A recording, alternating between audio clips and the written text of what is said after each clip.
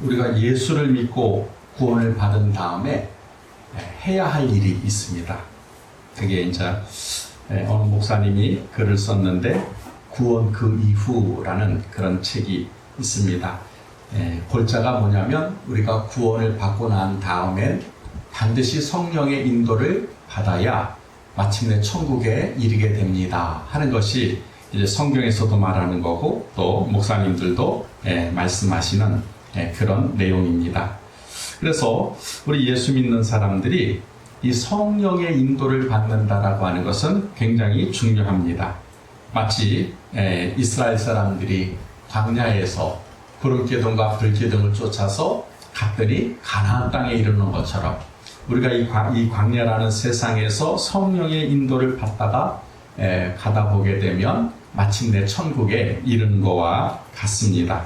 그래서 예수님도 항상 성령의 인도를 받았다라고 성경은 말씀하고 있습니다. 그래서 그럼 마태복음 4장을 보게 되니까 그때에 예수께서 성령에 이끌렸다. 예수님의 삶, 예수님의 사역 자체를 보게 되면 항상 성령이 인도하는 대로, 성령이 이끄시는 대로 예수님을 순종했고 따라갔던 것을 성경은 말씀하고 있습니다. 오늘 우리가 읽었던 사도행전 8장에 등장하는 인물은 빌립이라고 하는 집사님이에요. 초대교회, 예루살렘의 초대교회에 성경을 보게 되니까는 지혜가 충만하고 성령이 충만한 7사람을 이제 집사로 세웠다 그랬어요. 그래서 그 중에 유명한 집사님이 스데반 집사님. 스데반 집사님은 복음을 전하다가 이제 순교를 하게 되고 오늘 성경에 기록된 빌립 집사님은 성령의 인도를 받아서 이제 전도자의 삶을 살게 됩니다. 오늘 성경에 보게 되니까 이 빌립 집사님이 제일 먼저 간 곳이 어디냐면은 이 8장 4절에서부터 25절까지를 보게 되면 사마리아라고 하는 성으로 내려가게 됩니다. 근데 여러분 사마리아라고 하는 성은 어떤 데냐면 혼혈인이 사는 그런 동네예요. 옛날에 바벨론에 이스라엘 백성들이 포로로 잡혀갔었을 때에 그 바벨론 사람들이 다른 나라 사람을 사마리아에 살게 했어요. 그리고는 이제 70년 만에 이제 이스라엘 사람들이 돌아오게 되니까 이방인들이 살고 있는 거예요. 그래서 거기서 그 사람들과 같이 결혼도 하고 자녀도 낳아보게 되니까 순수한 이스라엘 사람들이 아니라 혼혈족이 생겨나게 된 거예요. 그래서 예수님도 보게 되면 그 당시의 사람들이 사마리아 사람을 개 취급했습니다. 사람 취급을 하지 않았죠. 이게 왜냐면 혼혈인이기 때문에 그래요. 근데 이 혼혈인이 사는 그런 순수한 이스라엘 사람들이 사는 그런 지역이 아니라 거칠고 가난하고 그 다음에 혼혈인이 사는 사마리아에 가서 빌립 집사님이 복음을 전합니다.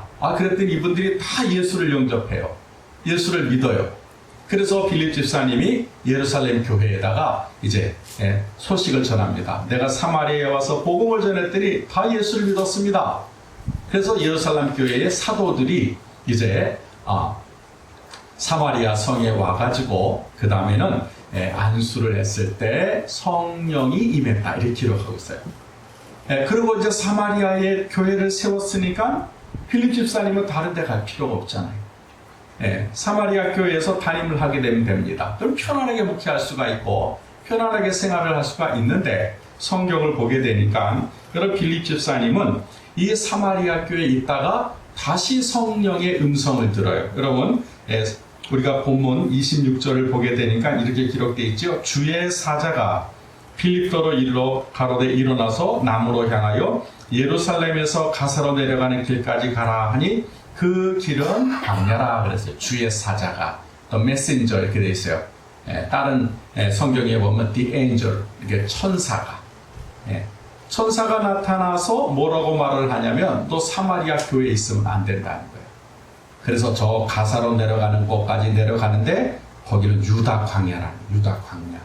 여러분 복음을 전하려면 우리가 상식적으로 사람 있는 데로 가야 되지 않겠습니까?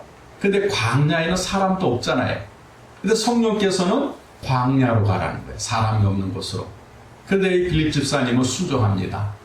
광야로 내려가는데 멀리 보니까는 그 어떤 흑인이 이제 수레를 타고 지나가고 있는 거예요.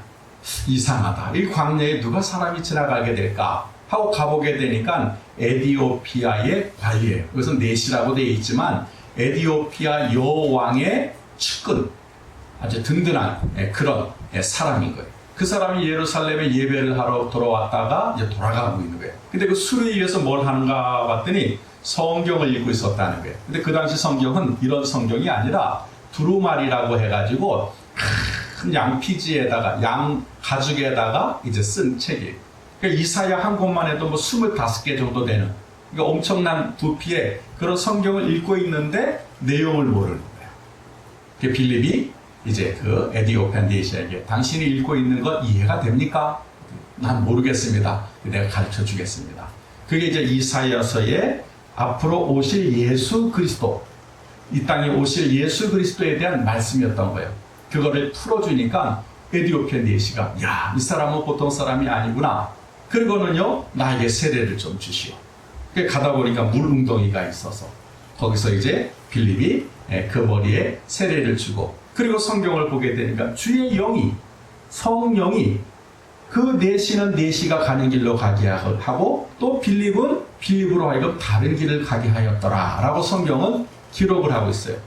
여러분 재미난 게 뭔지 아십니까? 이 아프리카 국가에서 이 에디오피아만 여러분 독실한 기독교 국가예요. 그 넷이가 가가지고 얼마나 열심히 복음을 전했는지 전 국민이 다 예수를 믿고 지금도 기독교 국가로 되어져 있습니다. 근데 이게 빌립 집사의 성령의 인도함을 따라서 그 일을 행했기 때문에 한 나라가 구원받는 그런 역사가 일어나게 된 것입니다.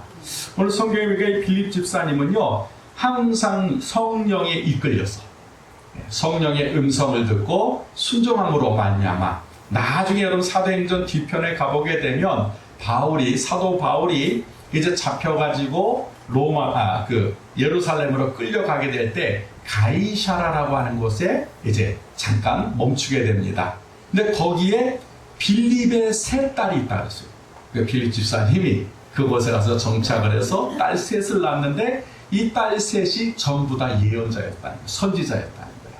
그러니까 굉장히 영적으로 건강하게 또 영적으로 올바르게 빌립 집사님은 성령의 인도를 받아서 살았다고 성경은 말씀하고 있습니다. 또 두 번째 사람이 누구냐면 베드로예요. 베드로. 여러분 사도행전 10장을 보게 되면 이제 베드로가 기도를 하는데 환상이 보입니다. 그 보자기, 큰 보자기에 끈으로 묶어져 있는데 거기에는 돼지, 개, 돼지나 개 같은 이런 그 짐승은 이스라엘 사람들이 부정하다, 먹지를 않아요. 지금도 이게 돼지고기 같은 거를 먹지 않습니다. 근데 그 보자기에 부정한 동물들이 잔뜩 들어있는데 위에서 성령의 음성이 들리는데 뭐라고 들리냐면 베드로야 잡아먹어라 그래요. 그러니까 이 유대인에게 굉장히 율법에 철저한 베드로에게 부정한 그 짐승을 잡아먹으라는 거예요. 그러니까 베드로가 안 됩니다. 거절해. 근데 세 번의 음성이 들립니다. 베드로야, 내가 정하다고 하면, 내가 깨끗하다고 하면 깨끗한 거야. 그러니 잡아먹어라. 이제 이 환상을 보게 됩니다. 베드로가 궁금한 거예요. 아니 왜 하나님이 나처럼 깨끗하게 믿음 생활하려고 하는 그런 사도에게 이런 부정한 음식을 먹으라고 했을까 고민하고 있는 사이에 어떤 사람이 누가 베드로 사도입니까? 하고 찾는 거예요.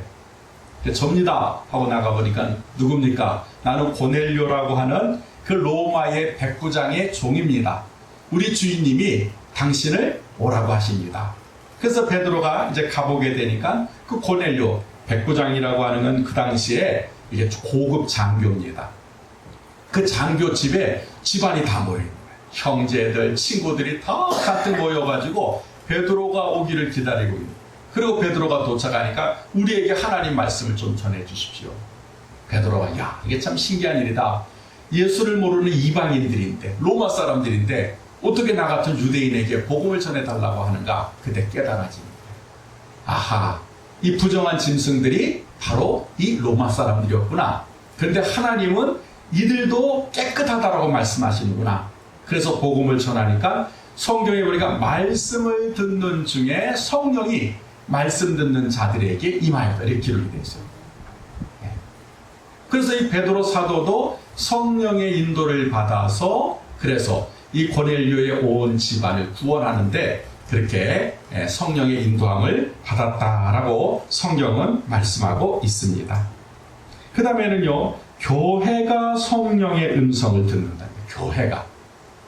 여기서 말하는 교회는 그 교회에 있는 모든 성도를 말하는 건물이 하나님의 음성을 듣는 것이 아니라 여러분들이, 그때는 사도행전 13장을 보게 되면 안디옥이라고 하는 그런 교회가 있는데 그 안디옥 교회는 그 최초로 이방인 지역에서 그리스도인이라 하는 칭찬을 받은 교회예요.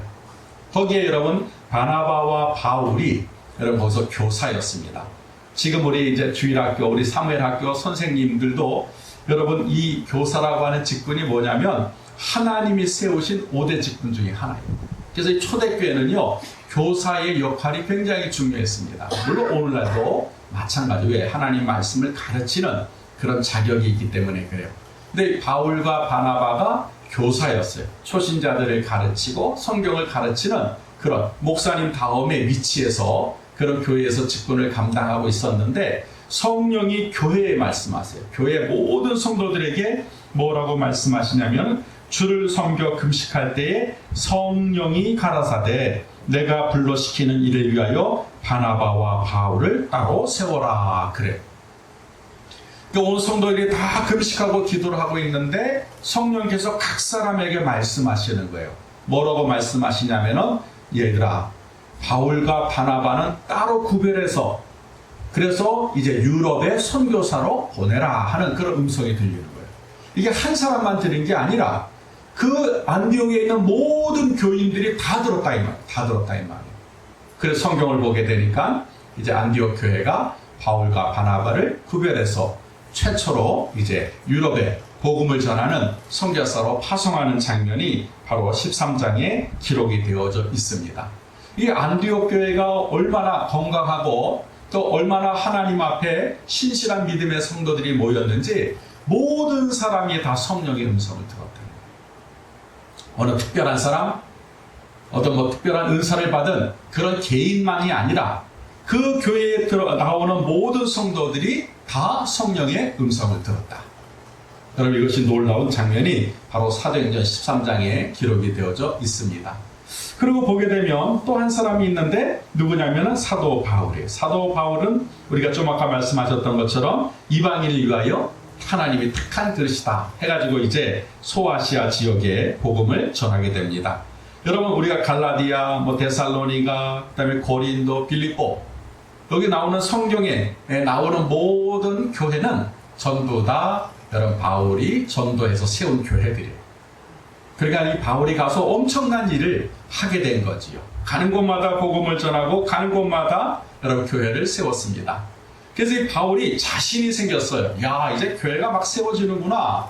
이제 소아시아라고 하는 것은 지금의 터키 지역입니다. 이 터키 지역에 완전히 복음화를 시키려고 하는 그런 바울의 계획이 있었어요. 야, 가는 곳마다 이제 교회가 세워지니까 이 터키 지역을 완전히 복음화를 해야 되겠구나. 그래서 계획을 하고 가려고 하는데 오늘 성경에 보니까 사도행전 16장 6절에 뭐라는 성령의 음성이 들리냐면 성령이 아시아에서 터키에서 말씀을 전하지 못하게 하시거늘 지금 바울은 이 아시아의 복음을 전하는 계획을 세웠는데 성령은 뭐라고 하시는가요? 아시아에서 복음 전하지 말라는 거예요. 지금 바울의 계획은 지금 터키 전역에다가 교회를 세우는 그런 원대한 계획을 세우고 있는데 성령은 교회를 세우지 말라. 그리고 예수의 영이 막았다. 오늘 성경에 보면 그렇게 되어 있어요. 성령이 아예 아시아에서 복음을 전하지 못하도록 막아버렸다는 거예요. 그러니 여러분 이 바울 같은 경우는 얼마나 답답하겠습니까? 갈 때마다 복음이 전해지고 가는 곳마다 교회가 세워지는데 이제 하나님 가지 말라고 하는 거예요. 여러분 그러면 우리 같으면 굉장히 궁금하지 않겠어요? 아니 하나님 이렇게 지금 막 교회가 세워지고 있는데 왜 막으세요? 왜 방해하세요? 왜 가지 말라고 하세요? 아마 그렇게 우리는 따질 수도 있을 것 같아요. 그런데 바울은 성령의 음성을 들었어요. 밤중에 마게도냐, 지금의 유럽 사람이죠. 그리스 사람이죠. 그리스 사람이 나타나가지고 바울더러 뭐라고 밤에 말을 하냐, 꿈에 말을 하냐면 건너와서 우리를 도우라 그래. 그때 바울이 성령의 음성을 듣고, 아하, 하나님은 이제 아시아에다가 복음을 안 전해도 자기들끼리 복음을 전할 수 있는데, 이 유럽, 이 마게도니아는 한 번도 복음을 들어본 적이 없고 교회가 세워지지 않았기 때문에 하나님이 나에게 거기로 가라고 하는 거구나 하고는 그 음성을 듣고 순종해서 마게도니아로 갑니다. 거기서 복음을 전해서 제일 먼저 세운 교회가 우리가 잘 아는 빌립보라고 하는 교회, 빌립보. 그리고 이제 그때부터 고린도 교회, 골로새 교회, 그리고 로마에까지 이제 교회를 세워져 가게 됩니다. 이렇게 여러분 바울이 성령의 음성을 듣고 복음을 전했기 때문에 이제 세계가 복음을 듣게 된 거예요. 이 복음이 유럽을 통해서 미국까지, 또 미국을 통해서 한국과 아시아에 복음이 전해지게 된 것입니다. 누구 한 사람? 바울 한 사람이 성령의 음성을 듣고 순종했기 때문에 이와 같은 놀라운 역사가 일어났다라고 하는 것입니다. 그래서 여러분 이 성령의 음성을 듣는 것이 굉장히 중요합니다.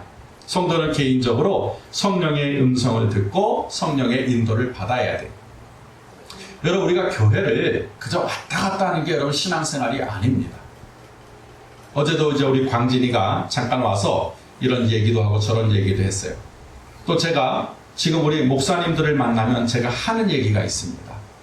포스트 코로나 시대에 우리가 어떻게 교회가 나가야 될 것인가? 저는 지금 궁금해요. 그리고 지금 저는 고민하고 있습니다. 이 코로나가 끝나고 나면 그러면 분명히 우리의 생태계가 변화가 될 거예요. 여러분 우리가 4차 산업혁명이라고 하는 말을 많이 하셨죠? 많이 들어보셨을 거예요. 아마 10년에서 15년 안에는 4차 산업혁명이 우리의 삶의 전체가 될 것입니다. 많은 전문가들이 그렇게 예측을 했습니다. 그런데 벌써 4차 산업은 시작이 됐어요. 이 코로나가 그 10에서 15년을 갖다가 당겨버린 거예요. 여러분 이제는 우리가 오프라인 시대를 살지 않습니다. 전부 다 온라인 시대를 살아요. 옷 하나를 사도 음식을 하나 사도 이제는 밖에 나가질 않아요. 온라인을 해요. 여러분 재미난 게 뭔지 아세요? 이번에 우리 사모님이 이제 소파를 사고 그 소파에 덮개를 사려고 몇 군데를 검색을 했어요. 그리고 네이버를 딱 열으니까 그동안 사모님이 검색했던 그 소파의 철이 쫙 나옵니다. 여러분 무서운 세상이에요. 내가 인터넷에서 전화를 하고 뭔가 검색을 하잖아요. 그러면 컴퓨터에서 그거를 전부 다 수집을 합니다. 아이 김성은이라고 하는 목사는 색깔은 이런 색깔을 좋아하고 옷은 이런 취향이고 이런 것들을 전부 다 취합을 해가지고 나한테 딱 내놓는 거예요. 자, 당신이 고를 것은 요거 두 개입니다. 내가 제일 좋아하는 색깔에다가 내가 제일 좋아하는 그런 옷을 내가 고르는 게 아니라 이 컴퓨터가 AI가 인공지능이 막 알고리즘이라고 하는 그 프로그램을 돌려가지고 나한테 딱 제시하는 거예요. 안 살 수가 없어요. 그거는 내가 또 발품 팔 필요도 없어요. 여러분 그런 세상이 벌써 왔다는 거예요. 그게 4차 산업혁명입니다. 여러분 그러니까 지금 이 코로나가 끝나고 나면은 우리 한국교회가 어떻게 될까? 저는 심히 걱정이 되는 거예요. 분명히 교인들도 이제 오프라인 성도가 아니라 온라인 성도가 될 텐데 지금 영남대학에서는 여러분 메가버스라고 하는 그와 같은 플랫폼을 만들어 가지고 이제 학생들도 굳이 학교에 갈 필요 없다. 메가버스는 플랫폼을 통해서 교수님과 대화하고 친구들하고 대화하고 가상의 그런 아바타를 만들어 가지고 서로 대화하고 밥도 먹고 여행도 가고 그런다는 거예요. 우리는 몸은 집에 있는데. 여러분 우리 공상과학 영화에서도 보던 그런 장면 아니니까 그게 지금 우리 현실 속으로 들어온다. 그럼 우리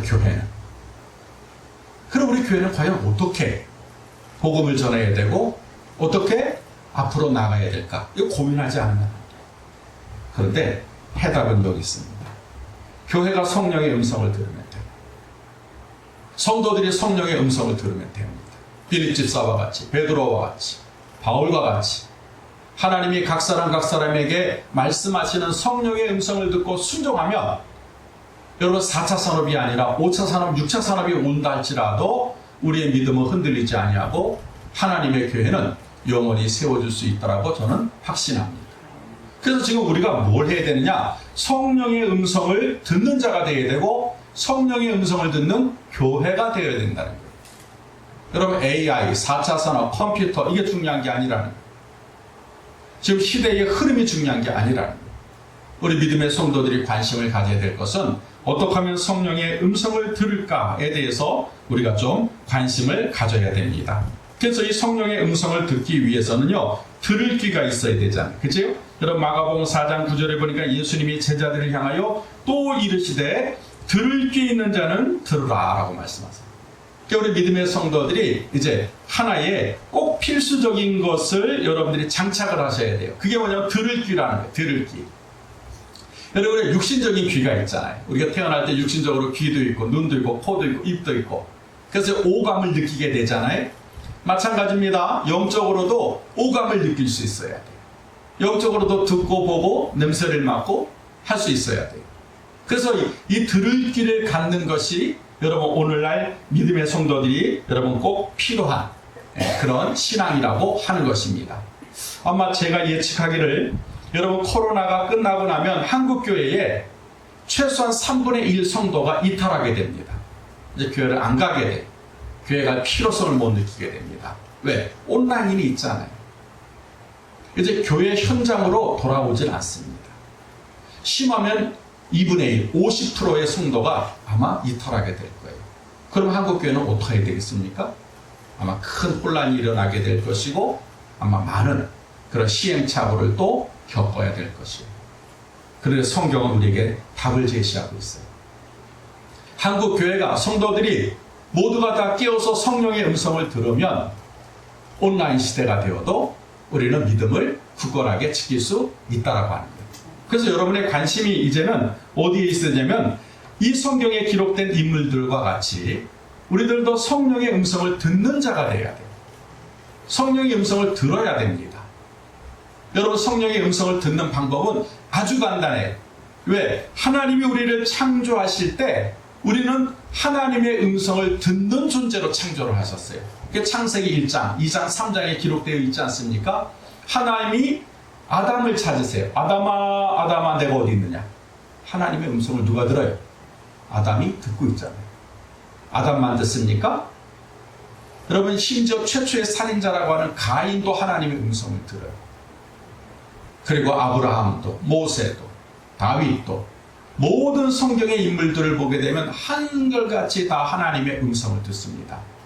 여러분 그래서 우리는 하나님의 형상으로 창조되었다라고 하는 것이 뭐냐면 하나님과 커뮤니케이션이 된다 이 말이에요. 대화가 돼요. 하나님 말씀하시는 걸 우리가 들을 수 있어요. 그리고 우리가 이야기하면 또 하나님도 들으십니다. 근데 우리는 지금 하나님의 음성을 못 듣는다 그래요. 왜 그래요? 영의 귀가 닫혔고 들을 귀가 없기 때문에 그렇습니다. 그래서 제가 오늘 여러분에게 영의 귀를 어떻게 하면 열 수 있는지를 아주 간단하게 말씀을 드리려고 그래요. 여러분 영의 귀가 닫힌 우리는 창조 때부터 하나님의 음성을 듣기로 창조되었는데 왜 못 듣느냐? 이유는 딱 하나입니다. 그게 죄 때문에 그래요. 죄가 하나님과 나와의 통로를 꽉 가로막고 있는 거예요. 그러니까 하나님이 아무리 말씀을 하셔도 중간에 막혀져 있으니까 우리가 듣지를 못하는 거예요. 예를 들어서 여러분 집에서 어느 날 수도를 틀었는데 물이 안 나옵니다.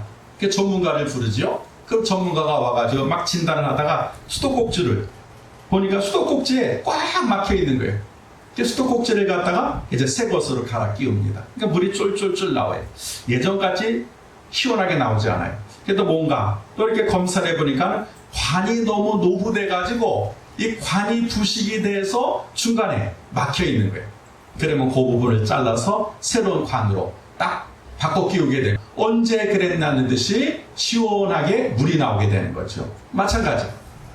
우리도 하나님과 우리 사이에 관이 막혀 있는 거예요. 영의 통로가 막혀 있는 거예요. 뭐 때문에? 죄 때문에. 우리가 매일 나쁜 생각하고 남을 미워하고 사랑하지 않고 무정하고 이런 하나님이 하지 말라고 하는 내가 알고 짓든지 모르고 짓든지 그 죄로 인하여서 통로가 막혀 있는 거예요. 그거 뚫어버리면 돼요. 어떻게 해요? 회개하면 돼요. 여러분, 죄의 문제는 너무 쉽습니다. 하나님이 그렇게 우리에게 해결책을 주셨어요. 너 죄 지었어? 회개하면 돼요. 그 죄에 대해서 철저히 깨닫고 돌아서면 하나님이 흰눈과 같이 휘어지게 했다고 이사야서에 약속하셨어요. 그래서 영의 통로가 막혔을 때 제일 먼저 여러분들이 점검해 봐야 될 것이 뭐냐면 하나님과 나 사이 어디에 막혔는가? 그걸 찾으시면 돼요. 뭐 때문에 막혔는가? 그리고 그 부분에 대해서 회개하고 뚫어버리게 되면 언제 그랬냐는 듯이 하나님의 음성이 들립니다. 성령의 음성이 들립니다. 그래서 여러분, 성령의 음성을 우리가 어떻게 들을 수 있는가? 죄의 문제를 해결하게 되면 성령의 음성은 들릴 수가 있습니다. 그런데 이 성령의 음성은 두 가지로 들려요. 내적인 음성이 있고 외적인 음성이 있어요. 내적인 음성은 뭐예요? 우리 귀에서 들리는 것이 아니라 내 내면 깊은 곳에서 하나님의 음성이 들립니다. 이거 들어보신 분만 알아요. 그리고 여러분들도 경험하실 수 있어요. 마치 깊은 산 속에 있는 옹달샘에서 샘물이 솟아나는 것 같아요. 때로는 아주 희미하게 들려요. 때로는 천둥과 같이 큰 소리로 들리게 됩니다. 이건 내면의 음성이에요. 근데 대부분의 사람들이 착각을 하는 게 뭐냐면 이건 내 생각 아니야? 이렇게. 그래서 이게 자니 도우슨이라고 하는 그분이 쓴 성령의 음성을 듣는 방법이라고 하는 책을 읽어보게 되면 여러분, 내면의 음성을 듣는 훈련을 하라는 거예요. 이건 내 생각이 아니구나. 성령이 말씀하시는구나. 그렇게 잠깐 훈련하다 보게 되면 나중에 뚜렷하게 성령의 음성을 들을 수 있습니다. 라고 이렇게 책에 기록이 되어 있어요. 그래서 이 내면의 음성을 듣는 훈련이 필요합니다. 이게 자꾸만 들으려고 해야 돼요. 여러분, 명상하시는 분들 보게 되면, 불교에 명상하시는 분들 보게 되면 소리를 듣는다 그러잖아요. 그 사람들도 들어요. 명상을 하게 되면. 그 여러분, 우리 내면에 이 속에 여러분의 하나님의 성품이 있기 때문에 이 안에 여러분 예수가 계시고 이 안에 하나님 계시고 이 안에 성령이 계시잖아요. 여기서 들리는 거예요. 그래서 여러분, 내면의 소리가 있는가 하면 여러분, 외적인 음성이 있습니다. 외적인 음성은 두 가지예요. 성경을 읽을 때 성경을 통해서 하나님 내게 말씀하시는 거예요. 그 외적인 음성이에요. 두 번째는 뭐냐면 설교를 통해서 하나님의 음성을 들을 수 있어요. 그게 외적인 음성을 듣는 방법입니다. 근데 꼭 사람을 통해서만 하나님 말씀하시는 것이 아니라 하나님은 사물을 통해서도 말씀을 하세요. 여러분, 우리가 성경을 읽다 보게 되면 굉장히 재미난 장면이 기록이 되어 있습니다. 그게 뭐냐면 민수기 22장에 기록되어 있는 사건이에요. 이제 이스라엘 백성들이 이제 광야를 건너와서 가나안 땅으로 들어가야 되는데 거기는 아람 땅을 지나가야 돼요. 아람이라고 하는 땅을 지나가야 요단강 건너가고 그 다음에 가나안에 들어가게 되어 있습니다. 근데 거기에 발락이라고 하는 그런 군주가 있었어요. 왕이 있었어요. 근데 이 발락은 이스라엘 사람들이 하나님의 약속의 땅에 들어가는 게 싫어요. 그들이 복을 받는 게 싫어요. 그래서 어떤 계략을 세우냐면 그 당시에 발람과 발락은 형제가 아닙니다. 다른 사람. 발람은 선지자고 발락은 그 아람의 왕이에요. 근데 이 발람이라고 선지자가 굉장히 능력이 있어요. 그래서 자기 신하들을 보내가지고 발람 선지자에게 와서 저 꼴보기 싫은 이스라엘 백성들을 저주하라는 거예요. 그러면 하나님이, 선지자가 저주하면 하나님이 저주하고 선지자가 축복하면 하나님이 축복한다는 것을 발락은 알고 있는 거예요. 그러니까 발람 보러, 선지자 보러 와가지고 이스라엘 백성을 저주해 주십시오. 그럼 내가 당신에게 그런 돈도 줄 것이고 명예도 줄 것이고 직분도 줄 것입니다. 유혹을 하는 거예요. 그럴 때 성령의 음성이 들려요. 뭐라고 하나님께서 이 발람에게 말씀하냐면 하나님이 발람에게 이르시되 너는 그들과 함께 가지도 말고 그 백성을 저주하지도 말라. 그들은 복받은 자니라. 라고 발람 선지자에게 아주 확실하게 말씀을 하시는 거예요. 이 발람이 가지 않습니다. 사람이 10번 찍어서 안 넘어가는 나무가 없다고 발락이 또 보내는 거예요. 두 번째는 더 많은 금은보화를 보여주면서 이거 다 당신 겁니다. 오셔서 그저 저주만 한번 하면 됩니다. 흔들리기 시작을 하는 거예요. 그래도 들었던 하나님의 음성이 있으니까 못 갑니다. 세 번째, 발락이 더 엄청난 금은보화를 보냅니다. 이 보니까 엄청나요, 이거. 그러니까 발람의 마음이 흔들리기 시작을 하는 거예요. 하나님 갈까요, 말까요? 근데 하나님 가라 그랬어요? 가지 말라 그랬어요? 가지 말라 그랬잖아요. 근데 또 물어보는 하나님 갈까요 말까요? 하나님이 아십니다. 아, 네가 벌써 내 말보다는 네가 재물에 욕심이 생겼구나. 하나님께서 말씀하시는 거예요. 가라.